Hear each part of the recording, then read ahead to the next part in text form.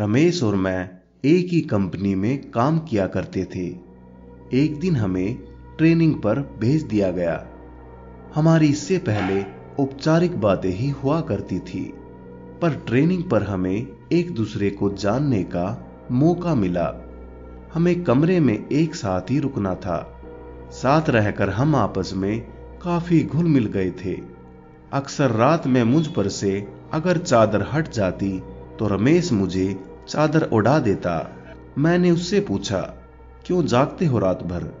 मेरी तो आदत है करवट बदल बदल कर सोने की, चादर तो टिकती ही नहीं। रमेश ने मेरी बात का कोई जवाब नहीं दिया।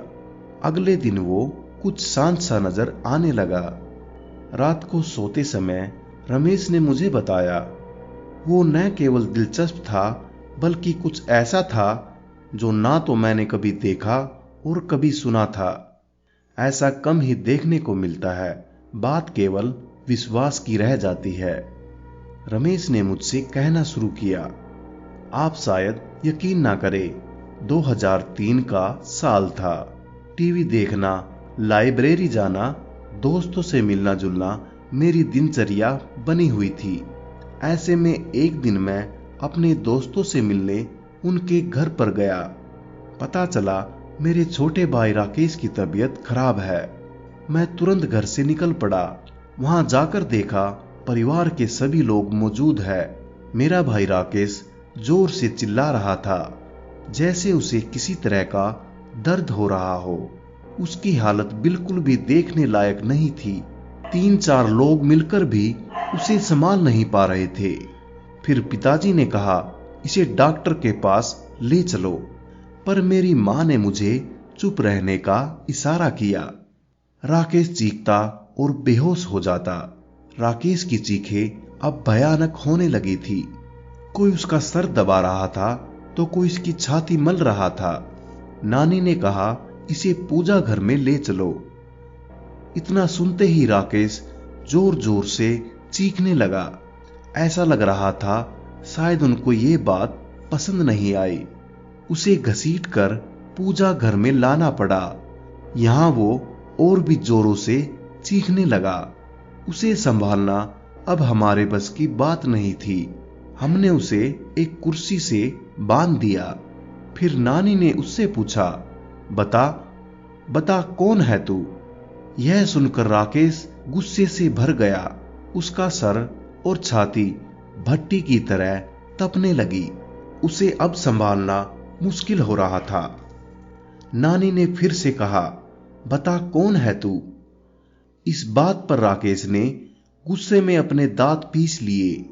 उन दांतों को किटकिटाने की आवाज मेरे कानों में दर्द करने लगी थी। उसके बदन की सारी हड्डियां कड़क रही थी। आखिर में उसने अपनी जबान को बाहर निकाला, जो काली पड़ चुकी थी। यकीन नहीं हो रहा था किसी इंसान की जबान खींचकर इतनी लंबी कैसे हो सकती है। नानी ने फिर से अपनी बात को दोहराया, पता कौन है तू? कहां से आया है? इस बच्चे ने तेरा क्या बिगाड़ा है? जहां से भी तुम आए हो वहीं पर लौट जाओ। बदले में जो कुछ भी मांगोगे हम तुम्हें देंगे, लेकिन इस बच्चे को छोड़ दो। अब रमेश ने अपना आपा खो दिया। वो उसी तरह कर रहा था, दांत पीसता, चीखता चिल्लाता और बेहोश हो जाता। होश में आने पर उसे संभालना मुश्किल हो जाता था। मुझसे यह सब देखा नहीं गया। मैं बाहर आ गया और रोने लगा। उस वक्त मैंने हनुमान जी को याद किया, मंदिर में दिया भी जलाया। रोते रोते भगवान के सामने राकेश के ठीक होने की प्रार्थना की और वापस राकेश के पास आकर बैठ गया। राकेश के रोने चीखने से वहां अब जमघट लग चुका था। लोगों की भीड़ में भी राकेश उसी तरह की हरकतें किए जा रहा था। उसके शांत होने पर मैंने उसे पानी पिलाया।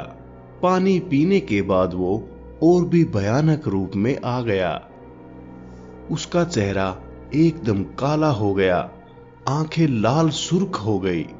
यह वो राकेश नहीं लग रहा था जिसे मैं पहचानता था। ऐसा लग रहा था जैसे उसकी आंखें फट कर बाहर आ जाएगी। पास जाने पर वो हर किसी को काटने दौड़ता, अपना मुंह नोचने लगता और फिर वो शांत हो गया और रोने लगा। मैंने पूछा, तुम कौन हो? क्यों हमें परेशान कर रहे हो? राकेश ने मेरी तरफ ऐसे देखा जैसे मेरी जान ले लेगा। राकेश कुछ देर तक मुझे घूरता रहा। वो राकेश नहीं था, उसकी जगह किसी और ने ले ली थी। सबको बारी बारी घूरने के बाद उसकी आंखें अपने कोटर में से गोल गोल घूमने लगी। मैं ऐसा नजारा जीवन में पहली बार देख रहा था, बल्कि मैं तो कहूंगा यह सब कुछ जीवन में पहली बार ही देख रहा था। वो चीखना चिल्लाना, वो भयानक सी हंसी, वो दांत पीसकर किटकिटाना, दर्द से कराहना, हड्डियों का एक साथ कड़कना, यह सब कुछ एक मनुष्यत के रूप में बदल चुका था। फिर राकेश ने एक लंबी सांस खींची और छोड़ी। उसकी सांस की दुर्गंध इतनी तेज थी, सब अपना मुंह ढककर घर से बाहर निकल गए और वो पागलों की तरह हंसा। वापस अंदर जाने पर राकेश फिर सभी को घूरने लगा। हमने वापस उससे पूछा, कौन हो तुम? फिर वो एक औरत की आवाज में बोला, मैं शाहडोल की हूं, मैं हूं तंत्रा। उसने मुझे जगा दिया है, अब मैं इसे नहीं छोड़ूंगी, इसे अपने साथ लेकर जाऊंगी। और हंसने लगी। हमने कहा, तुम जो मांगोगी हम तुम्हें दे देंगे, पर इसे छोड़ दो। वो दुष्ट आत्मा अब अपने पूरे रूप में आ गई और बोली, मुझे एक मटकी, 4 नारियल, चुनरी, सिंगार का पूरा सामान ला कर दो तो मैं चली जाऊंगी, नहीं तो इसे अपने साथ ही लेकर जाऊंगी। जल्दी करो, दफा हो जाओ, ये सामान लेकर ही आना, वरना इसे तो मैं चबा जाऊंगी। और जोर जोर से हंसने लगी। हम सबके चेहरे पीले पड़ गए। माँ और मैं तेजी से बाजार की तरफ निकले। रास्ते में माँ रोने लगी तो मैंने उसे दिलासा दी, सब ठीक हो जाएगा माँ। माँ बोली, कुछ भी ठीक नहीं होने वाला, मैंने तुम्हें बताया नहीं। इसने जब अपना पहला असर दिखाया था तब राकेश को क्या हुआ हम समझ ही नहीं पाए थे। राकेश के साथियों ने हमें बताया, उस दिन राकेश के ऑफिस में मीटिंग थी। सब आपस में हंस बोल रहे थे, सब कुछ ठीक था कि अचानक राकेश की तबीयत बिगड़ने लगी। राकेश ने सामने रखा गिलास उठाया और पानी पिया। पानी पीते ही राकेश बेहोश हो गया। उसके साथी चौंक गए। 2 लोगों ने मिलकर उसे टेबल पर लिटाया। उस समय उसकी आंखों से आंसू बह रहे थे। वो अपने साथियों से कुछ कहना चाह रहा था, लेकिन उसके मुंह से एक शब्द भी नहीं निकल पा रहा था। उसके साथी उसे हॉस्पिटल ले गए। हमें जैसे ही सूचना मिली हम सभी वहां पहुंच गए। राकेश कुछ ही देर बाद ठीक हो गया। क्या हुआ उसे खुद भी कुछ मालूम नहीं था। उसे इतना याद था कि वो बेहोश हो गया था। इसके बाद कभी ऐसा कुछ नहीं हुआ जिससे कोई परेशान हो। तुम ठीक कह रही हो मां, इसके बाद भी कुछ हुआ जरूर था। क्या मतलब? मां ने कहा, मतलब ये मां, पिछली बार जब मैं छुट्टियों में घर आया था, उस रात मैं कमरे में सो रहा था।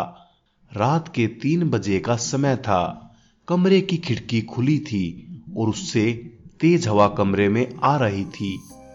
उस हवा के शोर से मेरी आंखें खुली। मैंने देखा एक साया मेरे पास खड़ा था। ध्यान से देखने पर भी मैं उसका चेहरा न देख पाया। उसके चेहरे पर काली के अलावा कुछ ना था। उसका चेहरा धुएं जैसा था। अचानक वो साया बादल की तरह तैरता मेरे पास आने लगा। मैं घबरा गया और अपनी चादर में मैंने अपने आप को समेट लिया। वापस देखा तो वो साया वहां नहीं था। इसे अपना वहम मानकर मैं भूल चुका था, पर अब राकेश के हालात देखकर लगता है कुछ तो जरूर हुआ है माँ। इसके बाद मैं मटकी लेने चला गया और माँ श्रृंगार के लिए सामान खरीदने लगी। मुझे दुकान बंद मिली तो मैं सीधे कुम्हार के घर चला गया। वहां से लाल और काली दोनों मटकी ले आया। वापस जाकर ज्यों ही सामान हमने राकेश के सामने रखा, वो शांत हो गया। नानी उसे देखने गई और राकेश के सामने जाकर खड़ी हो गई। कुछ देर तक नानी उसे ऐसे ही देखती रही। तो हमने नानी से पूछा, क्या हुआ नानी? नानी हमारी ओर पलटी। अब नानी के चेहरे के भाव राकेश जैसे हो गए थे। हम और भी घबरा गए। नानी ने भी उसी चीख के साथ रोना शुरू कर दिया और कहा, मैं शाहडोल की हूं, मेरी हत्या कर दी गई थी। मेरी लाश के बेरहमी से टुकड़े टुकड़े करके दफन कर दिया गया। मुझे इंसाफ चाहिए। मुझे जहां गाड़ा गया वहां ये लड़का पेशाब कर आया। मैं सोई हुई थी, उसने मेरा अपमान किया और मुझे जगा दिया, पर अब मुझे कुछ नहीं चाहिए। मैं जा रही हूं, मुझे रास्ता दो। हमने पूछा, तुम इसे दोबारा परेशान नहीं करोगी? वो बोली, नहीं, इसने मेरा अपमान किया, जिसकी सजा मैंने दे दी। अब मुझे जाने दो। और नानी बेहोश होकर गिर गई। हमने नानी को संभाला। इतनी देर में राकेश भी सामान्य हो चुका था। हमने राकेश को कुर्सी से खोल दिया। फिर कुछ दिन और बीते। राकेश को काम करने के लिए भोपाल जाना पड़ा। राकेश और ऑफिस के कुछ लोग होटल में रुके। होटल में आधी रात को लोगों ने शिकायत की कि वहां कमरे से रोने की आवाजें आ रही है। होटल कर्मी ने जाकर देखा तो आवाजें राकेश के कमरे से आ रही थी। कमरा अंदर से बंद था, तो होटल कर्मी ने दूसरी चाबी से कमरे का दरवाजा खोला। सामने राकेश था, होटल की चादर में पूरा लिपटा हुआ और जमीन से 2 फुट ऊपर हवा में उसका शरीर तैर रहा था। उसके मुंह से अजीब अजीब आवाजें आ रही थी। इस भयानक नजारे को देखकर उन लोगों के दिल दहल गए। कुछ लोग तो भाग खड़े हुए। बाकी लोगों ने राकेश को पकड़ा तो वो चीख पड़ा और चिल्लाने लगा। लोगों ने पुलिस को फोन कर दिया। शांति भंग के आरोप में पुलिस राकेश को ले गई। उसके साथियों ने उसे छुड़ाया। उसके बाद राकेश का लगातार यही हाल रहा। किसी ने मांडल के जंगलों में एक तांत्रिक होने की हमें बात बताई। शायद वो राकेश को ठीक कर सके। हमने उसे बुलाया। उस तांत्रिक ने भी आत्मा से बातें की तो उसकी वही मांग शुरू हो गई। मटकी, 4 नारियल, चुनरी और श्रृंगार का सामान। अभी तक याद है मुझे वो किस तरह अपनी मांगे दोहराती थी। इन सब के साथ उसने शराब भी मांगी। रात के समय शराब कहीं भी नहीं मिली। मैं भागा भागा अपने मोहल्ले की उन गलियों में गया जहां से मुझे गुजरना भी गवारा नहीं था, पर भाई की सलामती के लिए भी उन गलियों में गया जहां अक्सर लोग नशे में धुत पड़े रहते थे। शराब की दुर्गंध के कारण दिन में भी उस गली से कोई नहीं गुजरता था।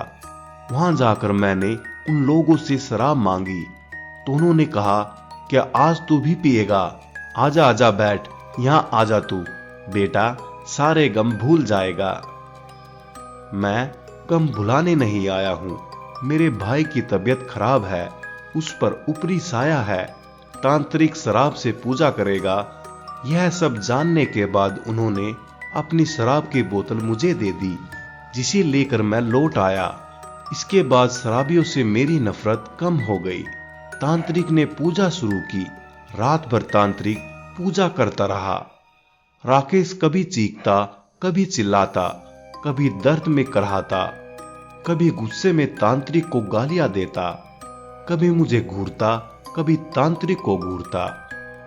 तांत्रिक का उस पर कोई ध्यान नहीं था। वो एक दाना गेहूं का लेता, कुछ मंत्र पढ़ता और उस दाने को राकेश पर फेंक देता। उस दाने के शरीर पर पड़ते ही राकेश बुरी तरह तड़पने लगता। उसके मुंह से जानवरों के जैसे गुर्राने की आवाजें निकल रही थी। वो जानवरों की तरह हरकत करने लगा था। राकेश की आवाज उसके गले में ही धस रही थी। वो क्या बोल रहा था कुछ समझ नहीं आ रहा था। सुबह तक राकेश ठीक हो गया और बेहोश रहा। शायद इन सब से उसका शरीर थकने लगा था। उसका चेहरा पीला पड़ने लगा था। शरीर सूखकर लकड़ी जैसा हो चला था। फिर भी कहीं ना कहीं मेरा भाई बुरी शक्तियों से लड़ रहा था, मुझे यकीन था। कुछ दिन और बीतने पर दिवाली का त्योहार आ गया था। धनतेरस का दिन था और मैं टीवी देख रहा था। राकेश कमरे में आया और बेहोश हो गया। मुझे लगा वापस वही सब शुरू होने वाला है, तो मैंने उसे कुर्सी से बांध दिया। राकेश थोड़ा होश में आया। उस आधी बेहोशी की हालत में उसने मुझसे कहा, भाई अब मैं नहीं बचूंगा, मैं खत्म हो जाऊंगा। ये सुनकर मेरी आंखों से आंसू आ गए। मैं अपने भाई को इस तरह जिंदगी से हारते नहीं देखना चाहता था। राकेश भी रो रहा था, भाई मैं मर जाऊंगा। मैंने खुद को संभाला और राकेश को बांध दिया। बाइक ली और एक दोस्त को साथ लेकर मैं उसी तांत्रिक को बुलाने निकला। मांडल के घनघोर जंगल, गुप्त अंधेरा। मैं तांत्रिक के घर पहुंचा। तांत्रिक भी उस दिन शराब के नशे में था। उसे बाइक पर बीच में बैठाकर ले आए। तांत्रिक का खुद का शरीर बस में नहीं था। गिरता पड़ता वो राकेश के पास पहुंचा। जैसे ही उसने राकेश का हाथ पकड़ा, उस तांत्रिक का सारा नशा उतर गया। उसने वही पूजा दोहराई और सुबह होने तक राकेश फिर ठीक हो गया। अब तो यही सिलसिला चालू हो गया था। तांत्रिक आता, पूजा करता और सुबह तक चला जाता। मटकी, 4 नारियल, चुनरी और श्रृंगार का सामान हमारी रोज की जरूरत बन गई। ये सब चीजें अब घर में हर समय मौजूद रहने लगी। रोज रात गिरते घर में मनुष्यत सी छा जाती। घर के एक कोने में शराब की बोतलों का ढेर इकट्ठा हो गया था। ऐसा कोई मंदिर नहीं बचा, कोई मस्जिद नहीं बची जहां राकेश का इलाज नहीं करवाया। अंत में किसी ने कलकत्ता के काली मंदिर जाने का सुझाव दिया। वहां जाकर राकेश का इलाज कराया। यहां भी उसकी वही मांग जारी थी। मटकी, 4 नारियल, चुनरी और श्रृंगार के सामान की। पर पुजारी ने साथ साथ कुछ नींबू, लौंग और कफन भी मंगवा लिया। इस बार की पूजा मुझे कुछ विशेष लगी। पुजारी हर बार कुछ मंत्र पढ़ता और उसे नींबू में फूंक देता और उसमें लौंग चुबा देता। फिर उस नींबू को कफन में लपेटकर एक मटकी में डाल देता। राकेश को इससे बहुत दर्द होता और बेहोश हो जाता। होश में आकर राकेश की फिर वही हरकतें चालू हो जाती थी। पर पुजारी अपने काम में लगा रहा। जैसे ही उस आत्मा की बारी आई, वो कहने लगी, मुझे छोड़ दो, मुझे छोड़ दो, जाने दो मुझे। पुजारी बोला, तू इसे फिर परेशान करेगी। नहीं करूंगी, नहीं करूंगी, मुझे माफ कर दो, मुझे जाने दो। पुजारी ने कहा, क्यों परेशान कर रही है इस बच्चे को? पीछा छोड़ इस बच्चे का, वापस जा, लौट जा जहां से भी तू आई है। पुजारी ने ऐसा 8 से 10 बार किया और तंत्रा को भी उसने कैद कर लिया। अंत में पुजारी ने वो मटकी हमें दी और कहा, इस बच्चे के अंदर दुष्ट आत्माओं ने अपना डेरा जमा लिया था। सारी आत्माओं को इस मटकी में कैद कर दिया है। इसी ले जाकर शमशान में गाड़ दो और ध्यान रहे नंगे पैर ही जाना। हम उस मटकी को शमशान में गाड़ आए। ताज्जुब तो यह था, पूरा रास्ता जंगल होकर गुजरता था। रास्ते में नंगे पैरों पर एक भी कांटा ना चुभा। ऐसा लग रहा था जैसे रूई पर चलकर हम उस जगह तक पहुंचे थे। इसके बाद राकेश ठीक हो गया, पर काफी कमजोर हो चला था। केवल खाने और दवाइयों के लिए ही बिस्तर से उठ पाता था। इस वाक्य के बाद मेरा उन चीजों पर भी विश्वास हो गया जिन्हें मैं पहले नहीं मानता था। 5 सालों तक हर मुसीबत को झेलने के बाद हमारी माली हालात खराब हो गई थी। सर पर कर्जा हो गया था। धीरे धीरे हम भाइयों ने वो कर्जा भी चुका दिया। हम कई और दिनों तक राकेश की देखभाल में रात पर जागते थे। मैं उसके खाने का समय और दवाइयों का ध्यान रखता था। रात में उठ उठकर मैं देखता था राकेश सो रहा है या नहीं। ऐसा कहकर रमेश चुप हो गया। इस कहानी को ध्यान से सुनने के बाद अंत में मैंने रमेश से कहा, बेशक यह कहानी किसी के लिए बेमिसाल हो या ना हो, लेकिन तुम दोनों भाइयों का आपसी प्यार बेमिसाल है।